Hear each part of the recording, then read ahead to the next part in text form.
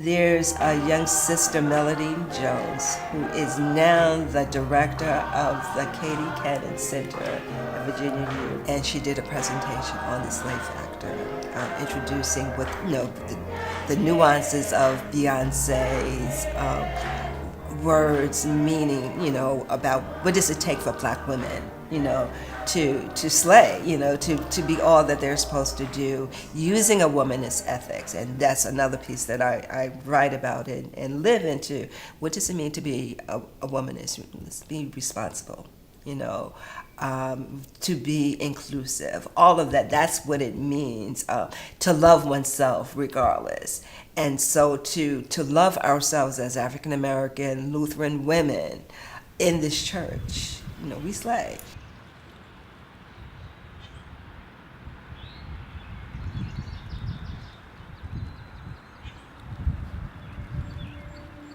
When I felt the call, it didn't seem like there would be any barriers. I didn't expect there to be any problems or hiccups or hang-ups. Maybe I was a little naive, but it made it such that I just thought, well, anybody, if they have that call on their life, anybody could do that. And in fact, it was at the age of 9 that I preached my first sermon here. And that's how we were. We were the children. We could do that. Earlean sat me down in her office and said, oh, yeah, sure, absolutely, CeCee could preach a sermon. And I'm like, well, okay.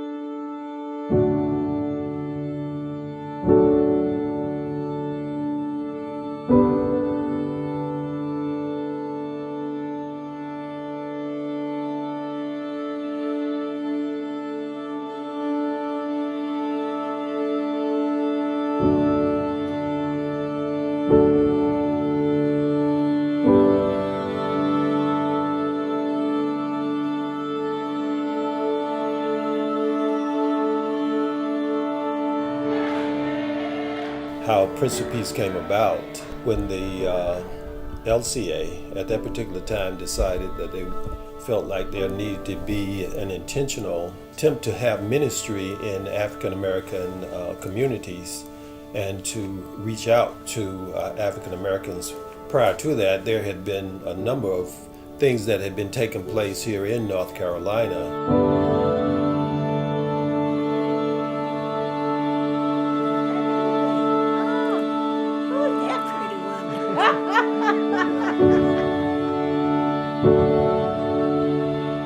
Pastor Earlean's presence, I think what she brought to us was more of a centering and nurturing our leadership, our lay leadership.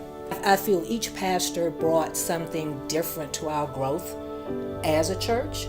And Earlean brought a calmness, because this was the 70s, man. We were how old? In our 20s and just, had Stuff our kids. was happening.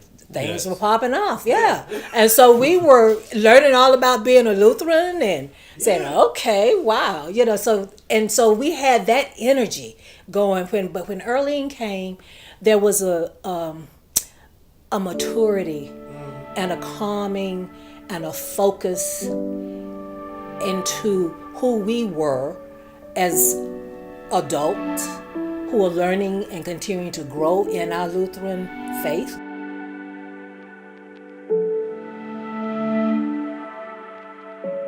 What Prince of Peace is all about, this particular community came about because of urban renewal. A lot of, in this particular area, which is Warnersville, had been thriving African American community, still is, but it had a lot of businesses, the school. We had more kids here than was at the rec center just up the street here. And so that was a primary focus. When we first organized, a larger percentage of Prince of Peace were children and youth, and we had adults here. But the whole focus was to be an outreach. We were a center for service. I was hired here as a youth worker back in 1971. Some of the focus has changed from what we originally had, because as we grew older, we wanted to become looking inward to see and to help develop who we are as a congregation spiritually. Paul liberates all of them because we serve a God who is full of mercy and grace, and that's why Jesus came. Not to divide us. I'm convinced that just like the first time Jesus came, everybody was surprised.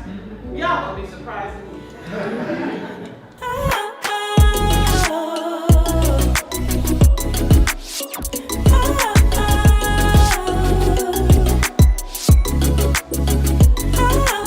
She ain't in the car, is she? Okay. Oh, you're gonna go back in. All right, see you later. She's taking my mom to dialysis. One of the things that Prince of Peace always was unto itself. It was honest about who it was. When Earlean came in, she taught us that we needed to honor the tradition that we were a part of, not succumb to it, but to honor it and be knowledgeable about it. So we got the LBW when it came out and learned how to be a part of the youth movement across the synod, and to go into that in a way that where our voices were clear and heard. Our choirs were often invited to different events. And what we wanted to make sure was that we weren't coming as a minstrel show. We were coming to share the gospel in a new and prophetic way. And Earlean helped us to realize how we can do that. How can we be authentically African and go in and speak the dual language in such a way that we could be heard and not looked upon as someone that was inauthentic in our Lutheranism. So Earlean came to Prince of Peace when I was 9. And because I had grown up in that posture, that understanding of individuals being unique and them having talent, it didn't surprise me. I didn't know we were making history when Earlean became a part of who we were.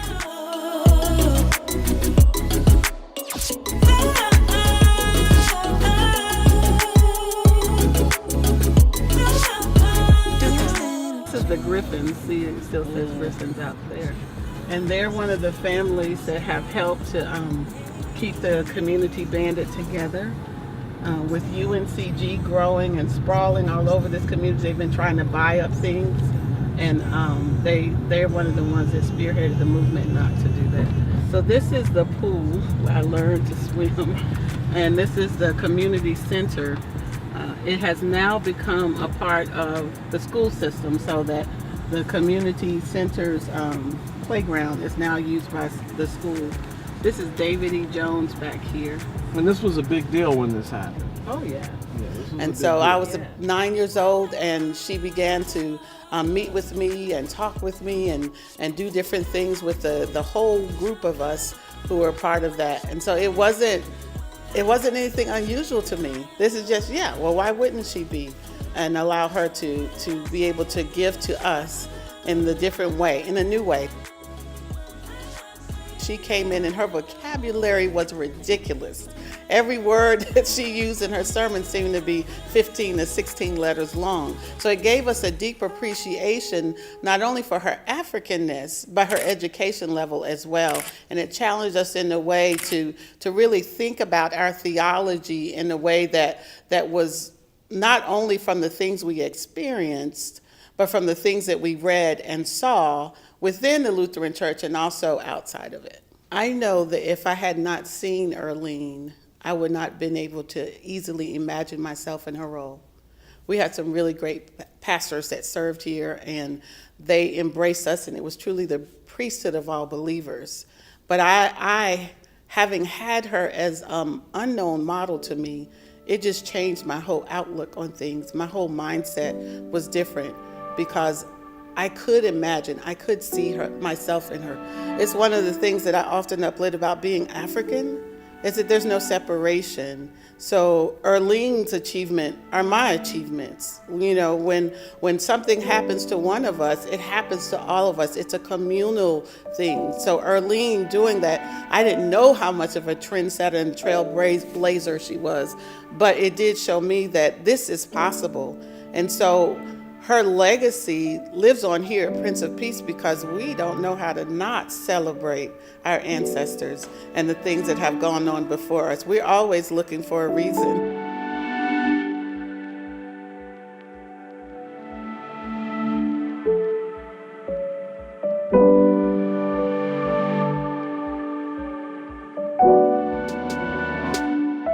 love you, I love you, I love you, I love you. I love you, I love you, I love you, I love you. I love you, I love you, I love you, I love you. And I say a lot, and I can't change that, so people have told me stop saying Well, what do they know? You should be you. Okay, well, you're great. So as an African-American woman in the Lutheran Church, I feel I have a dual call. And as a mission developer in West Charlotte, I am directly serving a primarily African-American congregation. I also serve, I feel, within the African Descent Strategy team. That call is something different. That is being sent out. But if I'm gonna be completely honest, part of it is a call that I feel like Christ has positioned me in this place at this time. But part of it is I have a PhD and a degree from Chapel Hill and Duke. And it has opened doors and gained attention that I don't know, as just a young Black woman, I would get alone. I think one of the issues is the fact that our congregations, our Lutheran congregations, assume that we're newcomers to the endeavor. We've been here for quite some time. The fact that we've been doing this work in ways that are not necessarily Lutheran legacy kinds of ways it's still striking to me. Who did Luther learn from? Augustine, who was an African, And so the history of that often is truncated, and that's the sad part.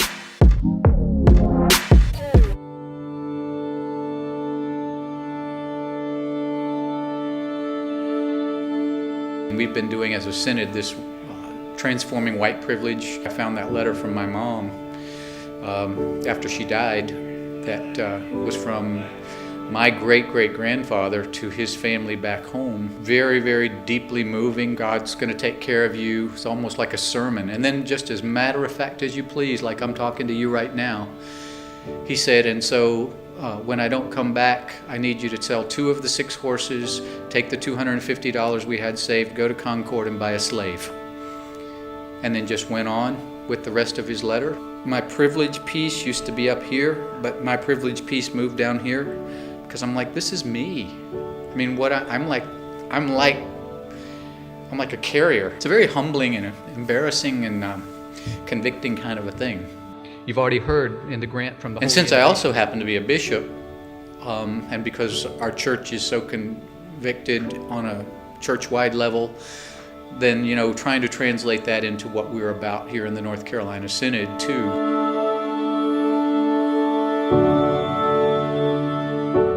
Then to lift up and go to worship last night, where I look up at the altar, and it's just African American women who are presiding and doing all of that, and it was so wonderful, kind of redemptive. The church is changing, the world is changing for the better. I personally love the diversity. I've embraced it. Yes, we have gone through growing pains. We've gone through identity crisis. We've gone, even as a small church, we've gone through a lot. But I say something is happening here. God's got us here for a reason.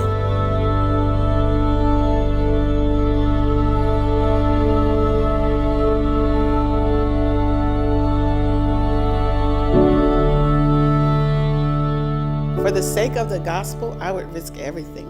I would rather be naked on the curb in the street, beaten, bruised, and battered, and doing the right thing for God than to disobey God and hold my tongue when God has given me the opportunity and the words to say that would help people look inside of themselves and recognize the places where they are doing wrong that's hurting and stopping the gospel. Because I think that's really what we're doing. We're limiting what God can do by having a limited mindset. Speaking truth to power in a system that is political was scary for me initially. It wasn't scary for me in that I was afraid of the repercussions that might come upon me as a person, but would I be able to continue to serve a church when I am being critical of it? I wondered whether that would be possible, and now I just don't care. I'm going to speak the truth. I'm going to call out situations that are unfair and unjust, and the Lord keeps providing me with allies and accomplices who get it, who say, yes, let's be a part of that. Let's change the world. Why don't we?